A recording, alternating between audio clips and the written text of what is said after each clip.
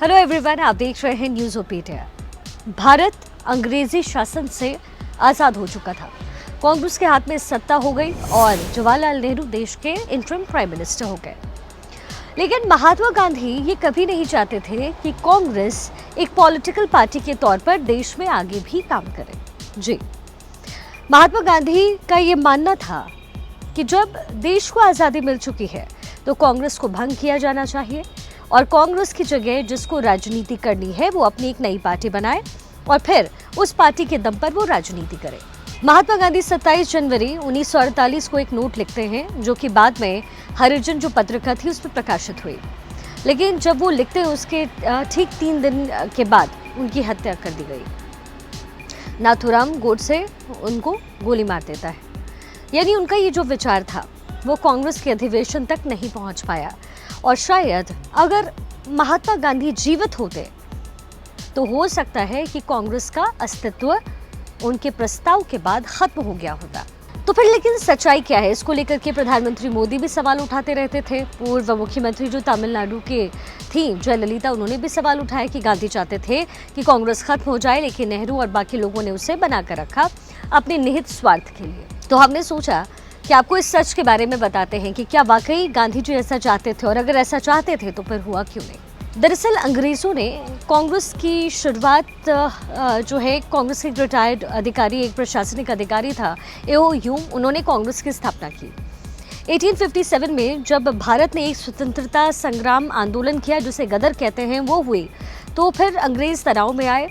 उन्हें लगा कि जो सशस्त्र क्रांति है वो उन पर भारी पड़ सकती है और इसलिए बेहतर होगा कि भारतीय अपनी आवाज़ उठाने के लिए, अपनी बात रखने के लिए हिंसा का सहारा लेने की जगह कुछ पॉलिटिकल चीज़ों के जरिए या फिर अपने मैसेजेस दें। और इसलिए कांग्रेस की स्थापना उस समय की गई 1884 यानी 1884 में उस समय की गई। 28 दिसंबर 1885 को मुंबई में, तब के बॉम्बे में 75 बड़े नेताओं की बड़ी बैठक हुई। इस बैठक का कोई नाम नहीं था, लेकिन दादा भाई नेहरू वो इसे कांग्रेस का नाम देते हैं। कांग्रेस यानी एक तरह की सभा या मीटिंग। वहां से इस मूवमेंट का नाम कांग्रेस पड़ गया। उस समय इस समय शामिल होने के लिए फीस भी रखी गई। एजेंडा ये था कि अंग्रेज चाहते थे कि जो कांग्रेस है उसमें तमाम हिंदुस्तानी बड़े नेता अपनी बात रखें, अपनी राय रखें, अपनी समस्याएं रखें और अंग्रेज उस पर जो कुछ रियायत हो सकता था वो देकर के विश्वास हासिल करें। यानी कांग्रेस को एक सेफ्टी वॉल्व की तरह बनाई गई जो कि हिंसा जैसी स्थिति ना भड़के, 1857 जैसी स्थिति ना हो। इसके बाद 1885 में कांग्रेस बन जाती है और तकरीबन 50 साल बाद 26 दिसंबर 1924 को महात्मा गांधी दक्षिण अफ्रीका से लौटने के बाद कांग्रेस की कमान संभालते हैं बतौर अध्यक्ष। कर्नाटक की बेलगाम में ही अधिवेशन था। इससे पहले महात्मा गांधी 1917 में चंपारण के किसान आंदोलन और 1918 में गुजरात के खेड़ा सत्याग्रह से आम लोगों के नेता बन चुके थे। गांधी जब कांग्रेस की कमान संभालते हैं तो 1924 के अधिवेशन में वो 3 चीजें मुख्य रूप से उठाते हैं।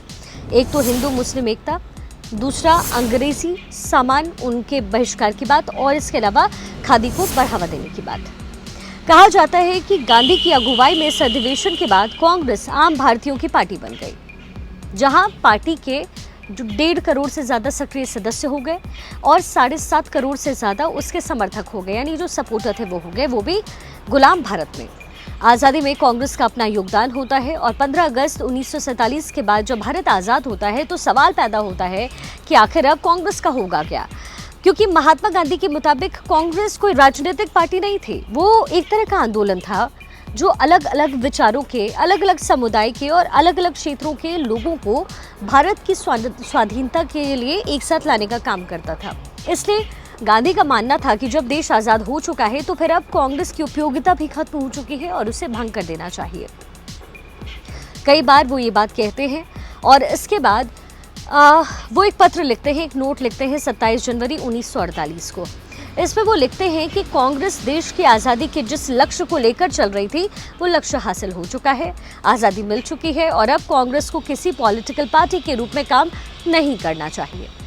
सीनियर जर्नलिस्ट हैं पीयूष बघेले, उन्होंने अपनी किताब में लिखा है कि देश में गांधी चाहते थे कि कांग्रेस को भंग किया जाए और वो इसकी जगह लोक सेवा संघ नाम की एक पार्टी बनाना चाहते थे, जो कि पॉलिटिकल ना होकर सोशल सर्विस में एक्टिव हो, समाज सेवा का काम करे।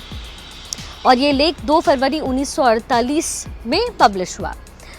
गांधी कांग्रेस को रद्द करने के अपने इस विचार को अगले अधिवेशन में कांग्रेस में पेश करना चाहते थे, लेकिन इस लेख के लिखने के जब ये सार्वजनिक रूप से कहते हैं कि कांग्रेस को खत्म होना चाहिए 27 जनवरी, उसके ठीक 3 दिन बाद 30 जनवरी को महात्मा गांधी की दिल्ली में गोली मारकर हत्या कर दी जाती है और ये विचार बनकर रह जाता है, कांग्रेस अधिवेशन तक नहीं पहुंचता और इस तरीके से कांग्रेस एक पॉलिटिकल पार्टी की तरह बनी रहती थी, बनी रही और अभी भी है।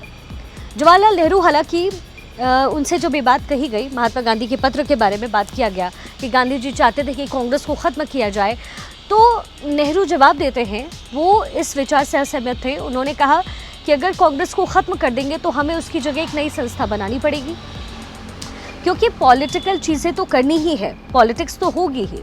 अगर कांग्रेस राजनीति से हटेगी तो कोई और नई राजनीतिक पार्टी आएगी, ना बदलकर वही लोग खड़े हो जाएंगे और वही लोग बेकाबू भी हो जाएंगे।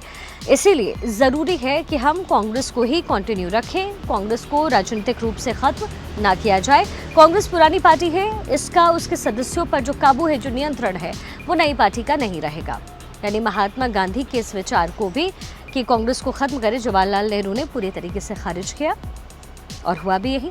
महात्मा गांधी के जाने के बाद कांग्रेस आज एक बिल्कुल अलग स्वरूप में है, एक अलग उसकी पहचान बन गई और स्वतंत्रता संग्राम की पार्टी या उस आंदोलन की पार्टी की जगह राजनीतिक पार्टी बनकर रह गई, जिसका देश की सत्ता में तकरीबन 7 दशकों तक नियंत्रण रहा। अच्छा, कुछ लोग कहते हैं कि आखिर कांग्रेस भंग हो जाए, महात्मा गांधी क्यों चाहते थे?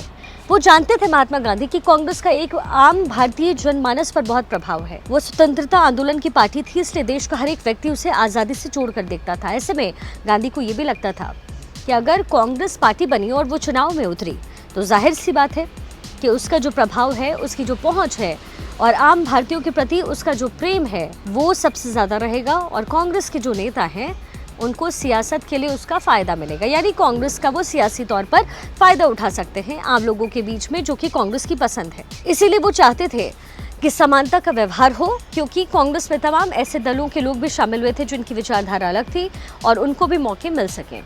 इसलिए गांधी जी चाहते थे कि कांग्रेस को भंग किया जाए और उसकी जगह नई पार्टी बने जो अपनी विचारधारा और अपने मैनिफेस्टो के हिसाब से वोट मांगे और जनता उन्हें चुने। लेकिन ऐसा हुआ नहीं। आज कांग्रेस एक सियासी पार्टी बनकर रह गई है।